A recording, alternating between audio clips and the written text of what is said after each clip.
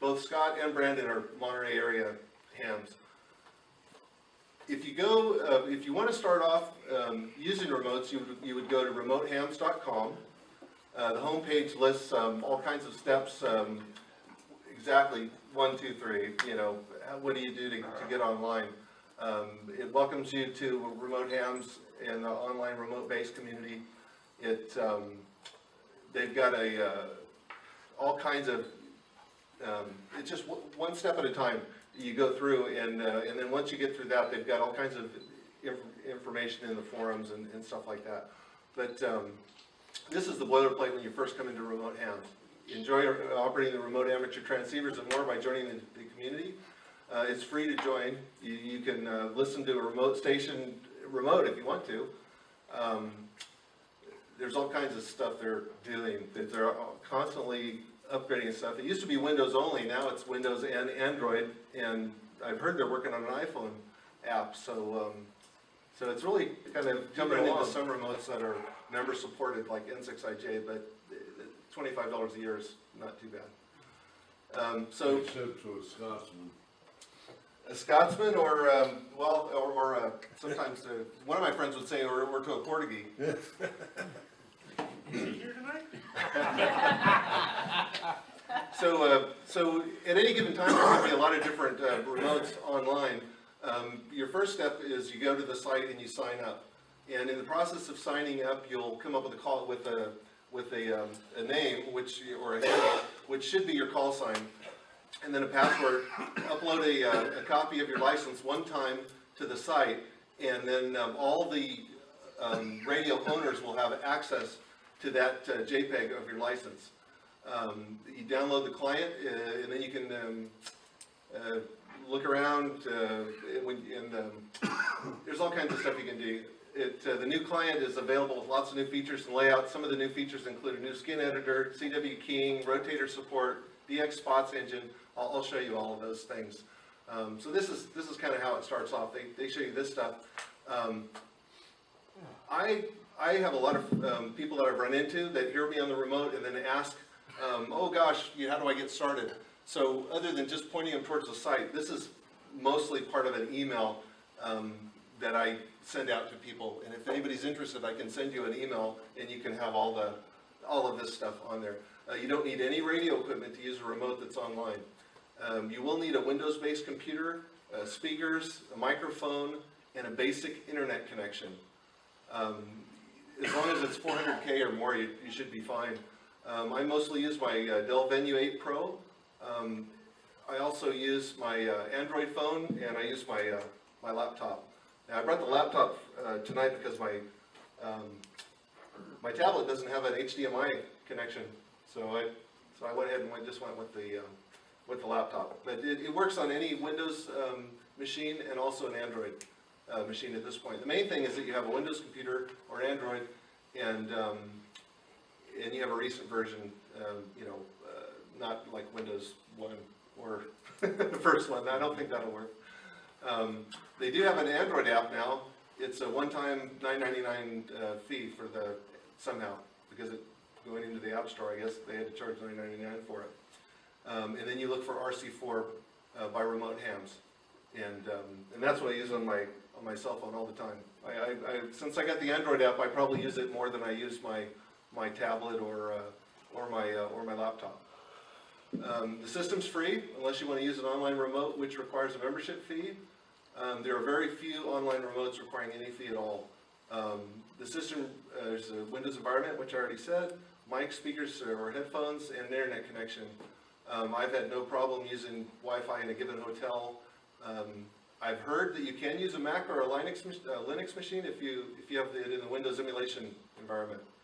So all you have to do to have tune and transmit privileges is to upload a copy of your license, and then you'll click on a remote that you're not currently authorized to do, and then it'll say, okay, we're going to send an email to the administrator to ask for permission. And what he's going to do is look and see if your license is valid. And if it is, he'll give you an X, and then you can tune, transmit, do whatever you want on that remote.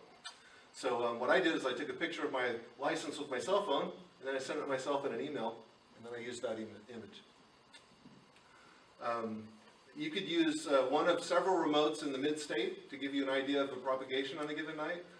You could choose a remote in Montana and use your home base to transmit and then listen to yourself on the remote so you can get your own signal report. That's what I did. I talked to a remote in Colorado, and I kept testing and adjusting my settings until I sounded okay to myself on the remote. Seems like it'd be easier just to go CQ and get an answer. Well, I don't know. Have you ever asked somebody for a signal report, even if everything was just perfect, and do you ever get answers that you don't want to hear? Sometimes I use the remote as my ears, so I can hear stations that are in the noise. Get a remote up north, maybe you can hear somebody down south. I'm kind of in the mid-state here, so sometimes I'll try different remotes to listen to see if, if I can hear a station that's trying to get in. I use a remote when I want to access to a radio that I otherwise wouldn't be able to check in or wouldn't be able to make a scan or a radio commitment. Or catch up with somebody. If I've told somebody, hey, I'll catch you on 7250, then I'll try to meet them on 7250. I also use it to listen to DX from the DX station's radio, because you can. So it's kind of fun. I most frequently use the N6IJ remote, which is in the Monterey Bay area in the city of Marina. It's only 100 watts, but it's got great ears, and it has a nice quiet noise floor. Also, it's a membership supported remote, which means you got to pay $25 a year as a donation to tune or transmit, and a lot of guys don't want to pay. A lot of Scotsmen's out there, and so as a result, a lot of times the remotes, there's nobody on there, or there's nobody cares when they let you do it, watch a whole net. They don't push you to get in other words, the guys that are paying, they're all pretty good guys. Well, but just before that, you said you could listen to a DX or operate a DX station, so they would have to be remote as well. Yes, and I'm going to show you here on an online demonstration here coming up how you can go to Poland or New Zealand or Germany, and you can actually tune and transmit on that remote, but you're going to have to use your call sign / something. Yeah. And they will tell you, there will be a boilerplate that will pop up on that remote if you're authorized to use it, that'll say, U.S. operators, please use something. Yeah. This is the protocol. You usually have the remote all to yourself. So some of this you probably already know, but this is part of what I send out to guys is go to remotehams.com, sign up with a username, use your call sign and a password, upload your JPEG, and then download the client software, and then you could start getting familiar with the software and the control and the interface. There's all kinds of stuff you can do. I run into new stuff all the time. So it's not, I'm constantly learning. Basically, you choose a remote from the lobby, you double click on it to bring it up in a window, and then you'll see your call sign in the chat window with an X to the left of it. This means sometimes that you can tune, but you can't transmit to, or if you don't have one without an X next to it.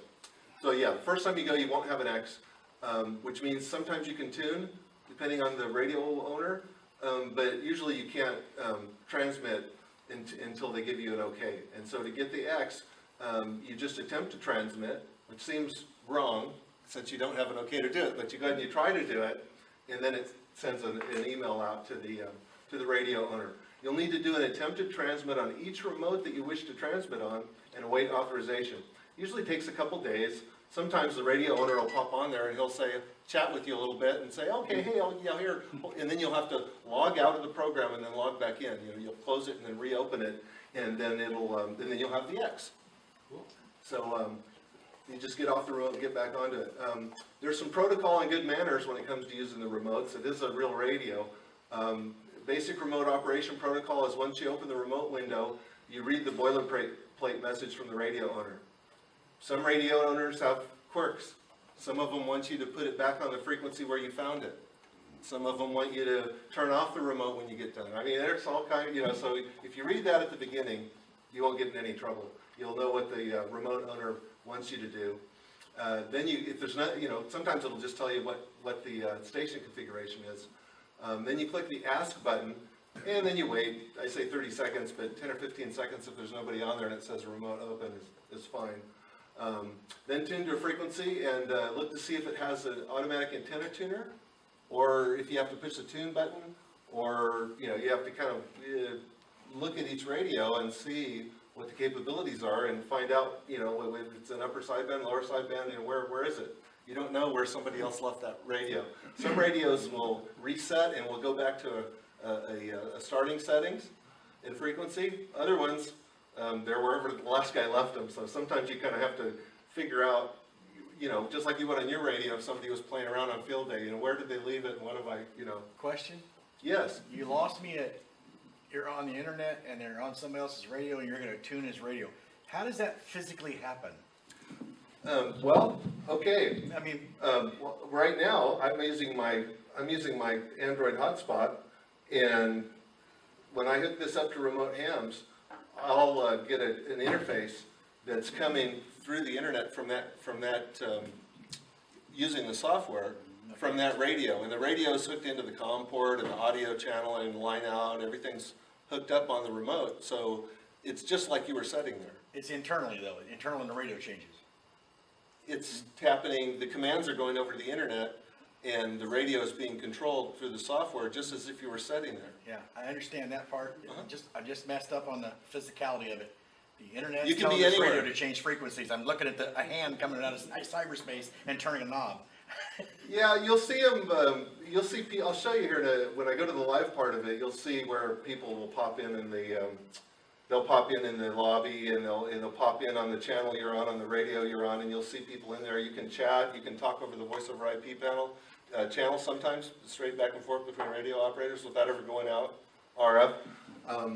But the radio is a real radio in a remote location, and you need to operate it as such. Sometimes users will be on the remote and perhaps tune around and are just monitoring the background. So it might show them controlling the remote. But if you want to use the remote, you click ask and then you wait, and sometimes they'll say yeah, or sometimes they'll say, well, can you wait a couple of minutes? I need to get a check-in on this net. And so, you know, you just kind of look and see what's happening, and you press the ask button mostly, and then you make sure the radio is tuned. Just like, you know, if you start transmitting and you notice there's a high SWR, stop, take a look and see what's happening. You know, you don't want to affect anybody's radio any differently than your own. If you looked at it, it's a real radio.